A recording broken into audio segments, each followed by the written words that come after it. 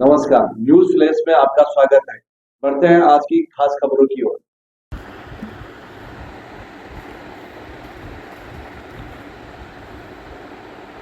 मुख्यमंत्री भजनलाल ने कहा कि अब बेरोजगार युवाओं को परेशान नहीं होना होगा।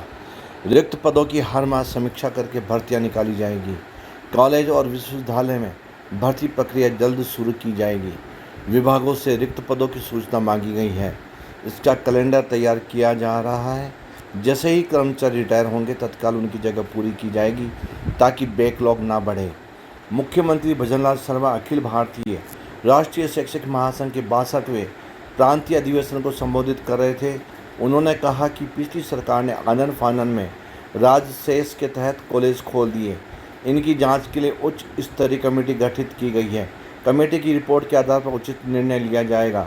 उन्होंने कहा कि उच्च शिक्षा विभाग में शिक्षकों की सेवानिवृत्ति आयु 60 साल बढ़ाकर 65 साल करने पर भी विचार किया जा रहा है।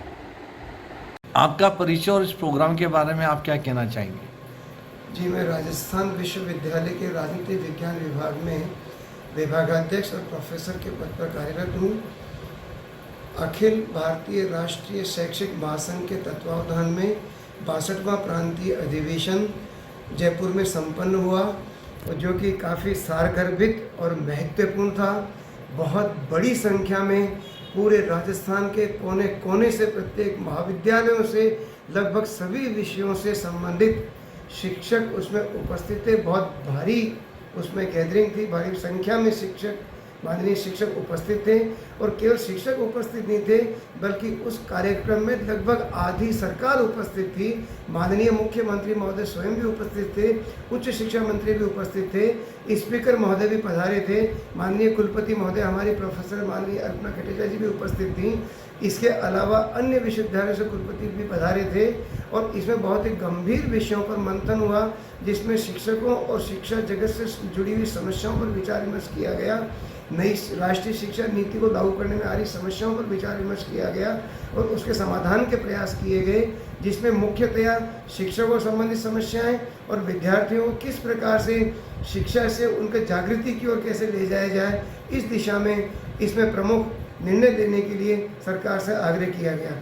कुछ घोषणाएं माननीय शिक्षा मंत्री ने मौके पर ही कर दी थी, कुछ घोषणाएं माननीय मुख्यमंत्री महोदय ने मौके पर की और कुछ का विचार करके शीघ्र लागू करने का आश्वासन माननीय मुख्यमंत्री महोदय ने सम्मेलन के दौरान दिया। शिक्षकों से संबंधित पदोन्नति की समस्याएं जो लंबे समय से लंबित थी, हाथों हाथ उन्होंने कल ही सरकार ने आदेश जारी कर दिए। इसके अलावा राष्ट्रीय शिक्षा नीति लागू करने की दिशा में आ रही शिक्षकों की भारी कमी को दूर करने के लिए भर्तियां भी शीघ्र ही की जाएंगी। ये आश्वासन माननीय शिक्षा मंत्री महोदय प्रेमचंद जी बैरवा साहब और माननीय मुख्यमंत्री महोदय भजनलाल जी शर्मा साहब ने भी कल दोनों ने आश्वासन दिया कि भर्तियां शीघ्र ही और बड़ी मात्रा में की जाएंगी। और कुछ विशेष संदेश आप कहना चाहो इस प्रोग्राम के बारे में? ये प्रोग्राम काफ़ी सफल रहा।